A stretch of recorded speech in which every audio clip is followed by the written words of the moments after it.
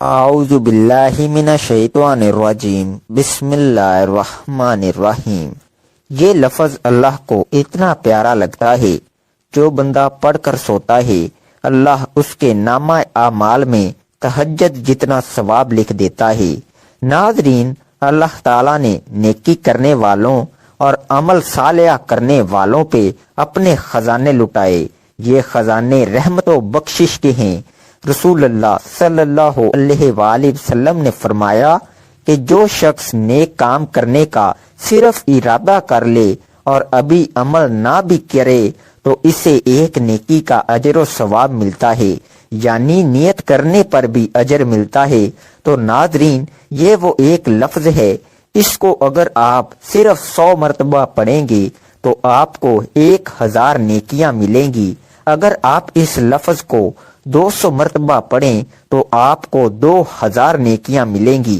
اگر آپ اس لفظ کو زیادہ مرتبہ پڑھیں گے تو آپ کو اور زیادہ نیکیاں ملیں گی۔ چھوٹا سا لفظ ہے، لیکن اس چھوٹے سے لفظ کو پڑھنے پر اتنی زیادہ نیکیاں ملتی ہیں۔ تو اگر آپ اس لفظ کو فرض نماز کے بعد پڑھیں گے تو سوچیں آپ کے نامہ اعمال میں کتنی زیادہ نیکیاں لکھی جائیں گی۔ اگر آپ صبح شام اس لفظ کو پڑھیں گے تو سوچے آپ کا نامہ اعمال کتنی زیادہ نیکیوں سے بھر جائے گا، کتنے زیادہ گناہ معاف ہوں گے، کتنے زیادہ آپ کے درجات بلند ہوں گے، اور آپ کے ایک لفظ کی برکت سے اللہ پاک آپ سے راضی اور خوش ہو جائیں گے۔ پھر آپ جو مانگیں گے آپ کو ملے گا۔ رسول اللہ صلی اللہ علیہ وآلہ وسلم نے اپنے اصحاب سے فرمایا، کیا تم میں سے کوئی روزانہ 1000 نیکیاں کمانے سے بھی عاجز رہ سکتا ہے؟ تو حاضرین مجلس میں سے کسی نے پوچھا، کیسے ہم میں سے کوئی 1000 نیکیاں کما سکتا ہے؟ تو آپ صلی اللہ علیہ وآلہ وسلم نے فرمایا کہ 100 بار سبحان اللہ کہے تو اس کے لیے 1000 نیکیاں لکھ دی جائیں گی، یا 1000 گناہ اس کے مٹا دیے جائیں گے۔ جبکہ ایک اور روایت میں کہ اس کی 1000 نیکیاں لکھی جائیں گی اور 1000 برائیاں مٹا دی جائیں گی۔ اگر انسان اس سے زیادہ یہ عمل کرے، یعنی اس کو زیادہ پڑھے، تو اس سے زیادہ اجر لکھا جائے گا۔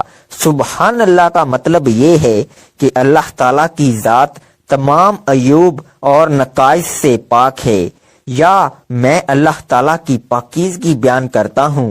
قرآن و حدیث میں اللہ تعالیٰ کی حمد اور پاکی بیان کرنے کا بار بار حکم دیا گیا ہے، لہذا مذکورہ کلمہ سبحان اللہ چونکہ اللہ تعالیٰ کی حمد اور پاکی بیان کرنے پر مشتمل ہے، اس لیے اس کے پڑھنے سے قرآن و حدیث کے ان تمام امر کی بجا آوری لازم آنے کے ساتھ ساتھ ان کلمات کا کہنے والا ان تمام فضائل کا مستحق بھی بنتا ہے، جو عمومی طور سے اللہ تعالیٰ کی پاکی اور حمد بیان کرنے یعنی سبحان اللہ کہنے کے بارے میں وارد ہوئے ہیں۔ سبحان اللہ کلام عرب میں کثرت سے استعمال ہوتا ہے۔ دوران گفتگو، موقع و محل کی مناسبت سے عرب لوگ اسے بکثرت استعمال کرتے ہیں، اور نبی کریم صلی اللہ علیہ وآلہ وسلم نے اپنی زبان رسالت سے کلمہ سبحان اللہ کی خاص فضیلت بیان کی ہے۔ سبحان اللہ، اس کا مطلب ہے اللہ پاک ہے۔ رسول اللہ صلی اللہ علیہ وآلہ وسلم نے فرمایا کہ جو شخص بھی سبحان اللہ ایک دن میں 100 مرتبہ پڑھے تو اس کے صغیرہ گناہ مٹا دیے جائیں گے، چاہے اس کے گناہ سمندر کی جھاگ کے برابر ہی کیوں نہ ہوں۔ رسول اللہ صلی اللہ علیہ وآلہ وسلم نے فرمایا کہ جو شخص بھی صبح و شام سبحان اللہ 100 مرتبہ پڑھے تو قیامت کے دن اس سے افضل عمل کسی کا نہیں ہوگا، سوائے اس شخص کے جس نے اس کے برابر یا اس سے زیادہ ان کلمات کو پڑھا ہو۔ حضرت جابر رضی اللہ عنہ سے مروی ہے کہ حضور نبی کریم صلی اللہ علیہ وآلہ وسلم نے فرمایا، جس نے کہا سبحان اللہ اس کے لیے جنت میں کھجور کا ایک درخت لگا دیا گیا۔ رسول اللہ صلی اللہ علیہ وآلہ وسلم نے ایک دن صحابہ کرام سے فرمایا کہ سبحان اللہ 100 مرتبہ پڑھو، جس نے اسے 1 مرتبہ پڑھا اس کے لیے 10 نیکیاں لکھی جائیں گی، اور جس نے اسے 10 مرتبہ پڑھا اس کے لیے 100 نیکیاں لکھی جائیں گی، اور جس نے اسے 100 مرتبہ پڑھا اس کے لیے 1000 نیکیاں لکھی جائیں گی، اور جو زیادہ پڑھے گا تو اللہ رب العزت بھی اسے زیادہ عطا کریں گے، اور جو اللہ رب العزت سے بخشش طلب کرے گا تو اللہ رب العزت اسے بخش دیں گے۔ سبحان اللہ کہنے کے بے شمار فوائد ہیں۔ اللہ کی تعریف کے کلمات اللہ کو بہت پیارے ہیں۔ جنت میں نعمتیں دنیا میں کی ہوئی نیکیوں کے مطابق ملیں گی، اگرچہ اللہ تعالیٰ نے جنت اور جہنم کو پہلے سے پیدا کیا ہوا ہے، لیکن اب بھی ان میں نئی نئی نعمتوں اور نئے نئے عذابوں کا اضافہ ہوتا رہتا ہے۔ ہر مومن کے لیے جنت میں جگہ مخصوص ہے، جہاں اس کے اعمال کے مطابق باغات، محلات اور دوسری نعمتیں تیار ہو رہی ہیں۔ قیامت کے دن اعمال کا وزن ہوگا۔ اللہ کا ذکر بھی ایک نیک عمل ہے، اس کا بھی وزن ہوگا۔ اعمال کے وزن کا دار و مدار خلوص نیت اور اتباع سنت پر ہے۔ سنت کے مطابق خلوص سے کیا ہوا تھوڑا سا عمل بھی زیادہ وزنی ہوگا، لیکن خلوص کے بغیر یا سنت کے خلاف کیا ہوا زیادہ عمل بھی بے وزن ہوگا۔ حضرت ابو ہریرہ رضی اللہ عنہ سے روایت ہے کہ وہ ایک دن درخت لگا رہے تھے کہ رسول اللہ صلی اللہ علیہ وآلہ وسلم ان کے پاس سے گزرے اور فرمایا، ابو ہریرہ تم کیا لگا رہے ہو؟ میں نے عرض کیا کہ میں درخت لگا رہا ہوں۔ آپ صلی اللہ علیہ وآلہ وسلم نے فرمایا، کیا میں تمہیں اس سے بہتر درخت نہ بتاؤں؟ انہوں نے عرض کیا، کیوں نہیں، آپ ضرور بتلائیے۔ اللہ کے رسول آپ صلی اللہ علیہ وآلہ وسلم نے فرمایا، تم سبحان اللہ کہا کرو تو ہر ایک کلمہ کے بدلے تمہارے لیے جنت میں ایک درخت لگایا جائے گا۔ محترم ناظرین، یہ آسمان، یہ وسیع اور اس دھرتی پہ چمکتا سورج، یہ چاندنی میں نہایا ہوا چاند، یہ فضائے بصیرت میں ٹمٹما کر اپنے وجود کا احساس دلانے والے یہ ستارے، خلا میں تیرنے والی یہ کہکشائیں، ہواؤں کے دوش پر اڑان بھرنے والے یہ بادل اور گھٹائیں، یہ اونچے پربت، یہ بے کراں سمندر، یہ اپنی دھن میں مگن بہتی چلے جانے والی ندیاں، یہ چمن زار اور یہ بیاباں، یہ چمن کے پھول، عرض کے زمین سے آسمان تک جتنی بھی مخلوقات ہیں اور جتنے بھی ذرات ہیں، سب اسی رب وحدہ لا شریک کی تخلیق اور اسی کی نشانیاں ہیں، جو سارے جہان کا پالن ہار ہے، جس کی محتاج دنیا اور ہر شے اس دنیا کی، لیکن وہ کسی کا محتاج نہیں۔ دنیا کی ہر شے جس کی نیاز مند ہے، لیکن وہ کسی کا نیاز مند نہیں، وہ بے نیاز ہے اور جس کی ہمسری کوئی نہیں کر سکتا، جو بے مثال ہے، جو بے عیب ہے اور ہر طرح کی تعریف اسی ہی کے لائق اور زیبا ہے۔ دنیا کی ہر شے اس بات پر دلالت کرتی ہے کہ وہی تنہا معبود برحق ہے اور صرف وہی عبادت کیے جانے کا حق رکھتا ہے، اس کے سوا کوئی نہیں جو کسی بھی طرح کی عبادت کا مستحق ہو۔ محترم ناظرین، دنیا میں جتنی بھی مخلوقات ہیں، چاہے وہ زمینی ہوں یا آسمانی، ہجری ہوں یا بری، فضائی ہوں یا خلائی، اونچے اونچے محلوں میں رہتی ہوں یا پھر تنگ و تاریخ آشیانوں میں یا گھریلو نسلوں میں، ساری مخلوقات کی تخلیق کا مقصد صرف ایک ہے، اور وہ رب کائنات کی عبادت و بندگی اور تسبیح و تحلیل اور تمہید و تقدس کرنا ہے۔ اور یہ سچ ہے کہ کائنات کی جاندار اور بے جان تمام چیزیں اور تمام مخلوقات رات دن رب کائنات کی تسبیح تحلیل میں مگن اور مشغول رہتی ہیں۔ یہ اور بات ہے کہ ہم اور آپ سمجھیں یا نہ سمجھیں، اس بات کی گواہی اسی ذات بے عیب نے دی ہے جس نے ان تمام مخلوقات کو پیدا کیا ہے۔ وہ کہتا ہے، ترجمہ: ساتوں آسمان اس کی حمد و ثنا کے ترانے گاتے ہیں، زمین اس کی تعریف و توصیف کے نغمے گنگناتی ہے۔ زمین پر جتنی بھی مخلوقات بود و باش کرتی ہیں، سب اسی کی تسبیح و تمہید کے ساتھ چھیڑتی ہیں۔ کوئی ایسا نہیں جو اس کی حمد کے نغمے، اس کی ثنا اور توصیف کے ترانے نہ گنگناتا ہو، اور بات یہ ہے کہ تمہیں ان کی تسبیح کی زبان، ان کی تمہید کا اندازہ جدا گانا سمجھ میں نہ آتا ہو۔ مچھلیاں پانی میں اور چرند پرند فضاؤں میں اس کی حمد و کبریائی کے نغمے گاتے ہیں۔ اللہ تعالیٰ نے اس کائنات کو تخلیق کیا، اسی لیے تخلیقی اعتبار سے اس کائنات کا ایک ذرہ بھی اللہ تعالیٰ کی مرضی کے بغیر حرکت نہیں کر سکتا۔ اور اللہ تعالیٰ قرآن پاک میں فرماتے ہیں کہ جب اللہ تعالیٰ کی منشا ہوتی ہے کسی کام یا امر کی، تو اللہ تعالیٰ اسے حکم فرماتے ہیں کہ ہو جا، تو وہ ہو جاتا ہے۔ یعنی اسے کسی بھی مطلب میں کسی بھی چیز کی محتاجی نہیں ہوتی۔ اللہ تعالیٰ نے اس کائنات کو عدم سے وجود بخشا، تو اللہ چاہے اس کائنات میں کر دیں کچھ بھی، اس میں منع نہیں ہو سکتا۔ یہ اللہ قادر مطلق کی قدرت کا معاملہ ہے، اور اللہ تعالیٰ بڑی شان والے اس کے واحد مالک ہیں۔ قرآن مجید میں اللہ رب العزت فرماتے ہیں کہ بے شک دل کا سکون اللہ کے ذکر میں ہے، یعنی انسان پوری دنیا میں سکون کی تلاش کر لے نہیں ملے گا، کیونکہ حق تعالیٰ نے خود بتا دیا کہ دل کا سکون میری یاد میں ہے۔ جب دل میں سکون ہوگا تو ظاہراً بھی اطمینانیت جھلکتی نظر آئے گی۔ جو قلب میں یاد خدا بسائے گا وہ روحانی سکون پائے گا۔ ذکر الہی دراصل قرب الہی کی خاطر اللہ کو یاد کرنے کا نام ہے، یعنی زبان پر حمد و تسبیح اور تکبیر و تحلیل کے کلمات کا جاری رہنا۔ ارشاد باری تعالیٰ کا مفہوم: تم مجھ کو یاد کرو، میں بھی تم کو یاد کروں گا، میرا شکر ادا کرو، ناشکری نہ کرو۔ ذکر کی فضیلت اس سے بڑھ کر اور کیا ہوگی کہ خود اللہ سبحانہ و تعالیٰ بھی یاد کرے گا۔ پھر ارشاد باری تعالیٰ ہے کہ شکر کرو، ناشکری نہ کرو۔ شکر کا مطلب ہے کہ اللہ کی دی ہوئی نعمتوں اور خدا داد صلاحیتوں اور قوتوں کا اعتراف کرنا، اور زبان سے تعریفی کلمات کا ادا کرنا۔ ان قوتوں اور صلاحیتوں کو اللہ کی نافرمانی میں صرف کرنا اللہ کی ناشکری یعنی کفران نعمت ہے، جس سے بچنے کا حکم دیا گیا ہے۔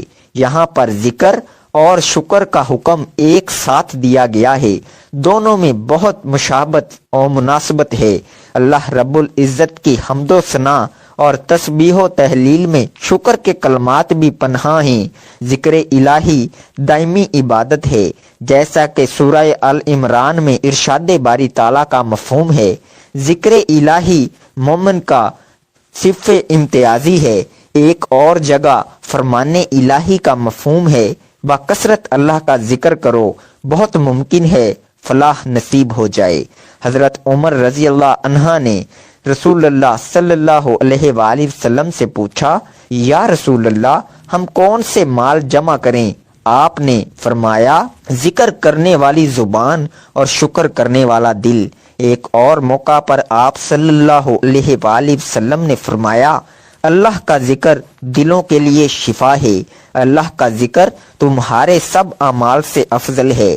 ذکر الہی کی حقیقت جاننے اور اس کی افادیت سے اچھی طرح مستفید ہونے کے لیے ضروری ہے کہ ذکر الہی کی 3 اقسام کو مختصراً بیان کر دیا جائے، تاکہ ذکر کی اصل حقیقت اور افادیت اچھی طرح واضح ہو جائے۔ نمبر 1 ذکر باللسان، نمبر 2 ذکر بالقلب، نمبر 3 ذکر بالعمل۔ مردرجہ بالا تینوں اقسام میں ہم آہنگی ہوگی تو ذکر الہی اصلاح قلب کے لیے شفا اور کیما ثابت ہوگا۔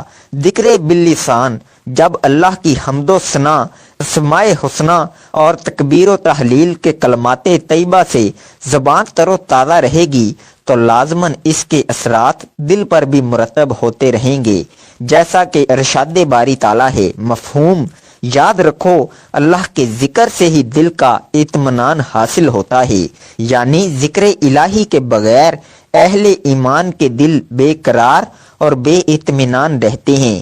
سورہ اعراف میں ارشاد ربانی ہے، اور اچھے نام اللہ ہی کے لیے ہیں، بس پکارو اللہ کو ان ناموں سے۔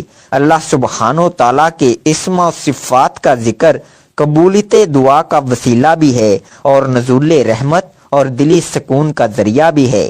سرور کائنات صلی اللہ علیہ وآلہ وسلم نے بھی فرمایا کہ جب ان کے وسیلے سے دعا کی جائے تو قبولیت کی زیادہ امید کی جا سکتی ہے۔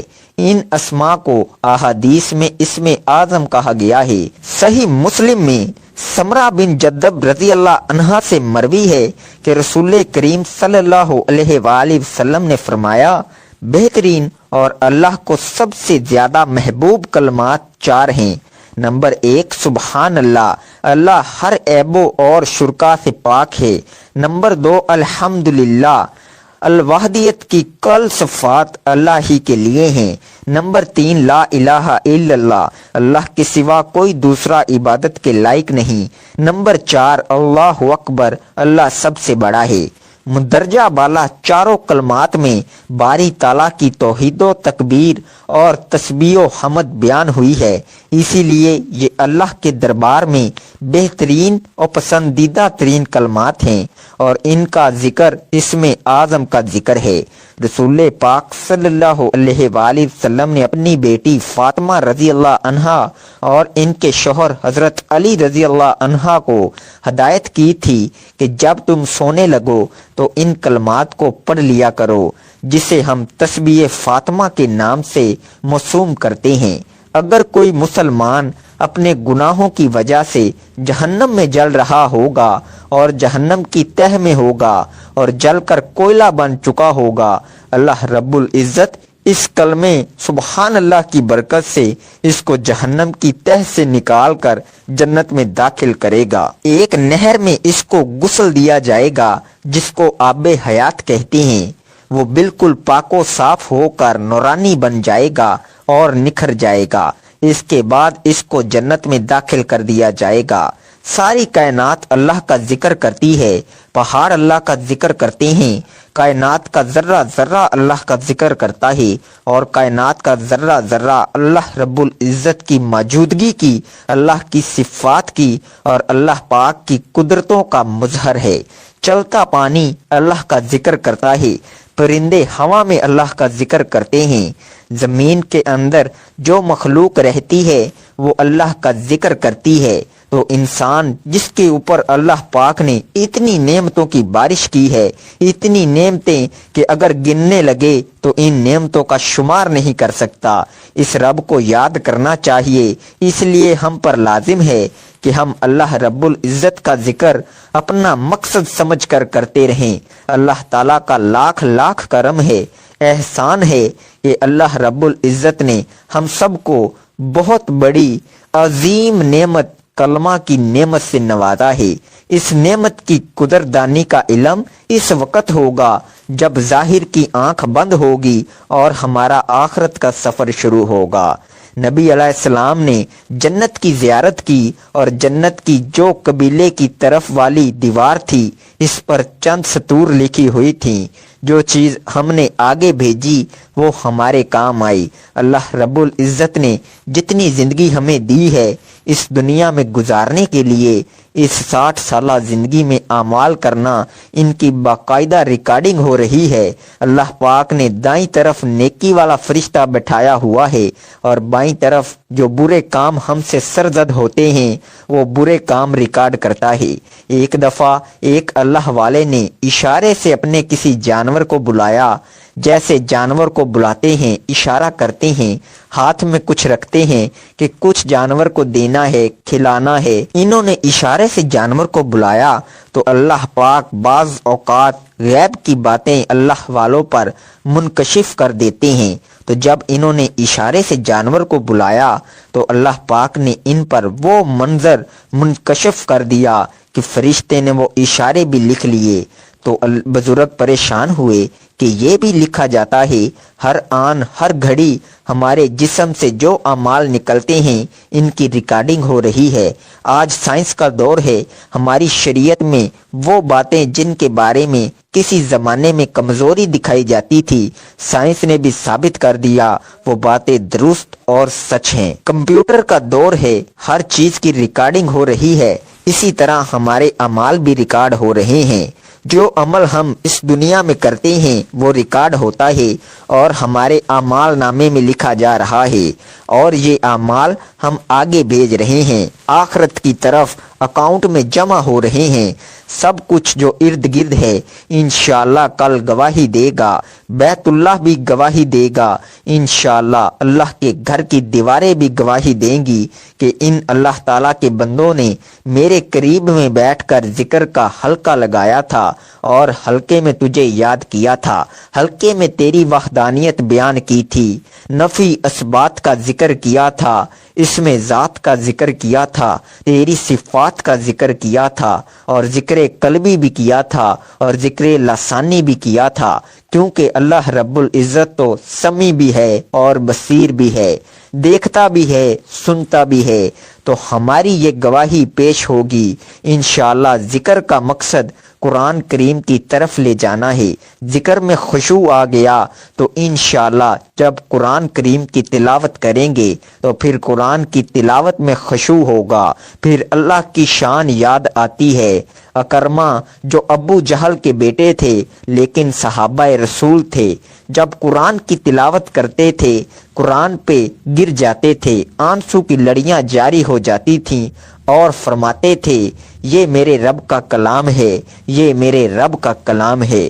قرآن کی ایسی تلاوت کریں، کوشش کریں علماء کرام سے رابطہ رکھیں، جو پڑھے لکھے ہیں ترجمہ کے ساتھ پڑھیں۔ اللہ پاک نے قرآن پاک کو ذکر سے یاد کیا ہے، ہم نے ذکر کو اتارا تو اس کا مطلب یہ ہے کہ ہم جو اسباق پڑھتے ہیں اس کا مقصد یہ ہے کہ قرآن کے ذکر کی طرف منتقل ہو جائیں، یہ قرآن کریم کا حق ہے۔ تو ناظرین، جب بھی نماز پڑھیں، نماز کے بعد، فرض نماز کے بعد یا نماز پڑھنے کے بعد سبحان اللہ کی ایک تسبیح لازمی پڑھا کریں۔ حضرت ابو الدرداء رضی اللہ عنہ فرماتے ہیں کہ میں نے اللہ کے رسول صلی اللہ علیہ وآلہ وسلم کو یہ فرماتے ہوئے سنا، جو شخص مومن مرد اور مومن عورتوں کے لیے ہر روز 27 یا 25 مرتبہ دونوں میں سے کوئی ایک عدد فرمایا مغفرت طلب کرتا ہے، وہ ان لوگوں میں سے ہو جاتا ہے جن کی دعا قبول کی جاتی ہے اور جن کی برکت سے زمین والوں کو رزق دیا جاتا ہے۔ جو بندہ بھی پڑھتا ہے تو اللہ اس کو تمام مومن مردوں اور مومن عورتوں کی تعداد کے برابر ثواب دیتے ہیں، یعنی اس دنیا میں جتنے بھی مسلمان مرد عورتیں ان کی تعداد کے برابر اس پڑھنے والے کو اجر ملے گا، نیکیاں ملیں گی۔ اگر آپ اس دعا کو 25 مرتبہ پڑھیں گے تو آپ مستجاب الدعوات بن جائیں گے، یعنی وہ بندہ جس کی کوئی بھی دعا رد نہیں کی جاتی۔ اے اللہ رب العزت، اے ساری کائنات کے شہنشاہ، اے ساری مخلوق کے پالنے والے، اے زندگی موت کا فیصلہ کرنے والے، اے آسمانوں اور زمینوں کے مالک، اے پہاڑوں اور سمندروں کے مالک، اے انسانوں اور جناتوں کے معبود، اے عرش اعظم کے مالک، اے فرشتوں کے معبود، اے عزت اور ذلت کے مالک، اے بیماریوں کو شفا دینے والے، اے بادشاہوں کے بادشاہ، اے اللہ ہم تیرے گناہ گار بندے ہیں، تیرے خطا کار بندے ہیں، ہمارے گناہوں کو معاف فرما، ہماری خطاؤں کو معاف فرما۔ اے اللہ ہم اپنے اگلے پچھلے صغیرہ کبیرہ سبھی گناہوں، خطاؤں اور نافرمانیوں کی معافی مانگتے ہیں۔ اے اللہ رب العزت، ہم اپنے گناہوں سے توبہ کرتے ہیں، ہماری توبہ قبول فرما۔ اے اللہ ہم گناہ گار ہیں، سیاہ کار ہیں، بدکار ہیں، تیرے احکام کے نافرمان ہیں، ناشکرے ہیں، لیکن میرے معبود تیرے نام لیوا بندے ہیں، تیری توحید کی گواہی دیتے ہیں۔ تیرے سوا کوئی عبادت کے لائق نہیں، تیرے سوا کوئی بندگی کے لائق نہیں، تیرے سوا کوئی تعریف کے لائق نہیں۔ ہمارے معبود، ہمارے گناہ تیری رحمت سے بڑے نہیں ہیں، تو اپنی رحمت سے ہمارے گناہ معاف کر دے۔ اے اللہ پاک، ہمیں گمراہی کے راستے سے ہٹا کر صراط مستقیم کے راستے پر چلنے والا بنا دے۔ اے اللہ، ایسی نماز پڑھنے کی توفیق عطا کر جس نماز سے تو راضی ہو جائے۔ زندگی میں ایسے نیک اعمال کرنے کی توفیق عطا کر جن اعمالوں سے تو راضی ہو جائے۔ ہمیں ایسی زندگی گزارنے کی توفیق عطا کر جس زندگی سے تو راضی ہو جائے۔ ایمان پہ زندہ رکھ اور ایمان پہ ہی موت عطا کر۔ اے اللہ، ہمیں تیرے احکام کی فرما برداری کرنے والا بنا اور تیرے پیارے حبیب جناب محمد صلی اللہ علیہ وآلہ وسلم کے نیک اور پاکیزہ آداب کو اپنانے والا بنا دے۔ اے اللہ، ہماری پریشانیوں کو دور کر دے۔ اے اللہ، جو بیمار ہیں انہیں شفائے کاملہ عطا فرما۔ اے اللہ، جو بے اولاد ہیں انہیں اپنے خزانوں میں سے نیک اور صالحہ اولاد عطا فرما۔ اے اللہ، جن کے جو کام رکے ہوئے ہیں وہ پورے کر دے۔ اے اللہ، بچھڑے ہوں کو ملا دے۔ اے اللہ، شادی شدہ جوڑوں میں محبت اور خلوص پیدا کر دے، ان کی زندگیوں میں برکت ڈال دے۔ اے اللہ، تمام لڑکے اور لڑکیوں کے نصیب اچھے کر دے۔ اے اللہ، جو قرض کے بوجھ تلے دبے ہوئے ہیں ان کا قرض جلد سے جلد ادا کروا دے۔ اے رب العزت، شیطان سے ہماری حفاظت فرما۔ اے اللہ، حلال رزق کمانے کی توفیق عطا فرما۔ تو آپ اس عمل کو لازمی کریں، اسے شیئر کریں اور اس ویڈیو کو لائک کریں۔ جزاک